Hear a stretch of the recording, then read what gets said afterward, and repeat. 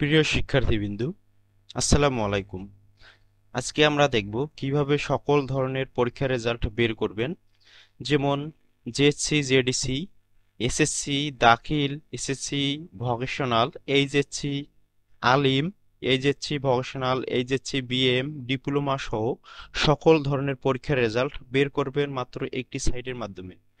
তো ভিডিও শুরু করার আগে আপনারা আমার ইউটিউব চ্যানেলটি সাবস্ক্রাইব করবেন, ফ্রিল্যান্সার আলামিন ইসলাম। তো আমরা এখন দেখব কিভাবে এসএসসি সহ সকল ধরনের রেজাল্ট বের করব সহজ এবং সাধারণ উপায়ে। তো আমরা প্রথমে যে কোনো একটি ব্রাউজারে যাব। মোবাইল এবং কম্পিউটার দুটোই সেম। আপনার যে কোনো একটি ব্রাউজারে গিয়ে সার্চ করবেন ওয়েব বেসড রেজাল্ট লিখে সার্চ করলে আমাদের সামনে প্রথমে যে ওয়েবসাইটটি আসবে, তো আমরা সেটিতে ক্লিক করব। ক্লিক করার পর এরকম একটি পেজ শো করবে।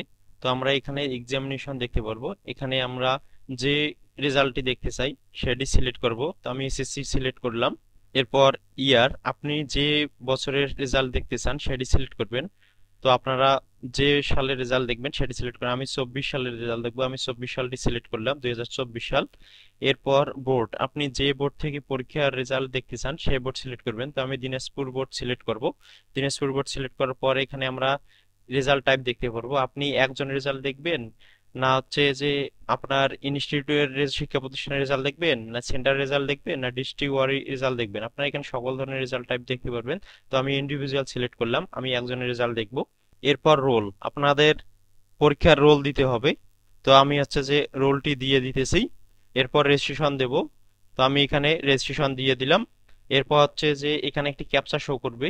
তো আপনার ক্যাপচাটি বুঝতে না পারলে এখানে রিলোড লেখা আছে সাইডে, তো আপনার রিলোডে ক্লিক করবেন। এরপর আপনারা এই ক্যাপচাটি পাশের বক্সে লিখে দিবেন। তো আমি লিখে দিতেছি। এরপর গেট রেজাল্টে ক্লিক করব। গেট রেজাল্টে ক্লিক করলে আমরা মার্কশিট সহ আমাদের পুরো রেজাল্টটি দেখতে পারবো এবং এটি আমরা নিজে নিজেই ডাউনলোড করতে পারবো। তো আমরা এইভাবে রেজাল্টটি বের করব। বের করার পর উপরে দেখব প্রিন্ট নামে একটি অপশন আছে, তো আমরা প্রিন্টে ক্লিক করব।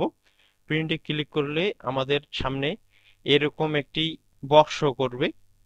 তো আমরা এখানে রেজাল্টটি ডাউনলোড করার জন্য এখানে আমরা উপরে দেখব সেভ পিডিএফ লেখা আছে, তো আমরা এটিতে ক্লিক করব। ক্লিক করার পর আমরা যদি সেভে ক্লিক করি তো আমাদের রেজাল্টটা সেভ হয়ে যাবে।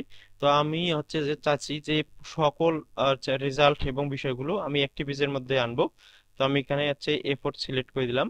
এরপর হচ্ছে নিচে একটু হচ্ছে মার্জিনটা কমিয়ে দিলাম, এখানে আমি 70 দেব।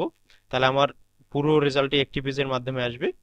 তো আমি এরপর হচ্ছে যে নিচে সেভে ক্লিক করলে আমাদের রেজাল্টটি সেভ হয়ে যাবে এবং ডাউনলোড হয়ে যাবে। তো এইভাবে হচ্ছে রেজাল্ট বের করতে পারবেন নিজেই নিজেই। তো শিক্ষা বিষয়ে আপনাদের যে কোনো ধরনের তথ্যের প্রয়োজন পড়লে আমাদের জলঢাকা সরকারি কলেজ গ্রুপটিতে জয়েন করতে পারবেন। এখানে সকল ধরনের নোটিশ আপডেট দেওয়া হয়।